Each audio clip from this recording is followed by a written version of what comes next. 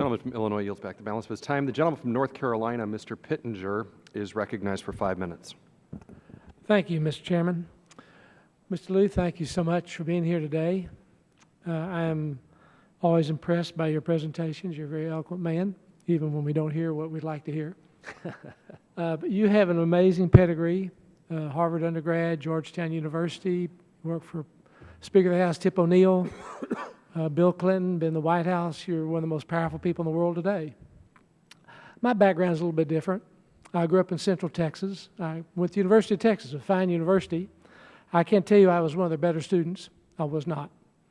My daddy told me, he said, son, if you want to be smart, you need to hang around a lot of smart people. I built a real estate investment company, and one thing I did was hire a lot of smart people. We had a half a dozen attorney groups who worked with us around the country. I'm no longer part of this company. We've hired securities attorneys. We hired real estate attorneys. We hired market analysis people. I hired an economist that we kept for 25 years. Resulting from their good work and counsel, kept us out of a lot of trouble. I can say that after 25 years and a couple thousand investors and maybe 60 or 70 partnerships, we never had a failed one. That's the grace of God, but really a lot of good, smart people telling this old boy from Central Texas what he ought to be doing. You know, today we're looking at the operations of FSOC and what it's doing and its designations, and that's important to a lot of people. It's going to affect a lot of companies and the impact of this country. A lot of families will be affected. Yet when I read some of the input from some of the individuals that would be associated with FSOC and aware of it, I find that they take a different position than the position that you have. I look at Doug Elliott with Brookings, an institution that you've been a part of yourself, who says that heightened prudential standards would cause broad economic harm because insurers are one of the largest providers of long-term investment funds. And limiting the ability of insurers to make long-term investments would be unfortunate, since many commentators have pointed out that the need to increase the supply of such funds, especially with regard to massive investments in U.S. infrastructure that are needed in the years ahead. We look at Roy Woodall, FSOC member, appointed by the President. His comment was that he felt that the FSOC's analysis relied on scenarios antithetical to fundamental and seasoned understanding of the business of insurance and the insurance regulatory environment.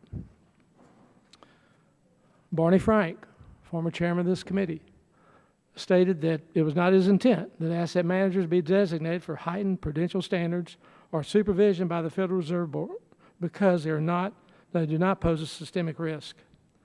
Mr. Liu, my point is that, you know, many of us believe that these designations undermine the market discipline.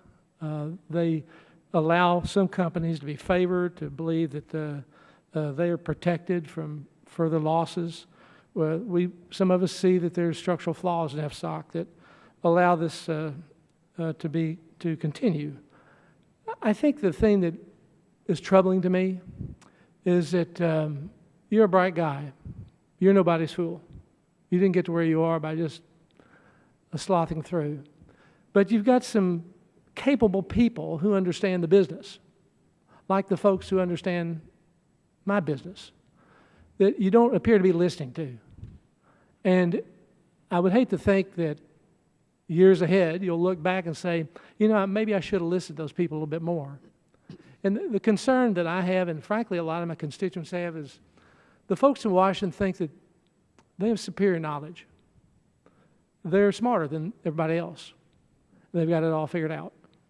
And I would just commend to you that there's safety and good counsel of wise people who understand the business, like Mr. Woodall.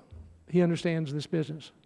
So that's really my comment, and we've got 30 seconds left, and you're welcome to say whatever you like. Congressman, first, I appreciate the kind personal remarks. The process we go through in FSOC is one that is a level of great detail and great rigor, and all the members of the council have views that are worthy of being heard and considered. there isn't always a unanimous view.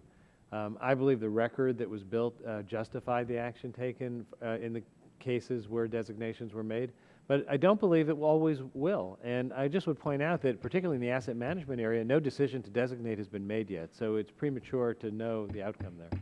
Gentleman's time has expired. Thank you. Gentleman from Michigan, Mr.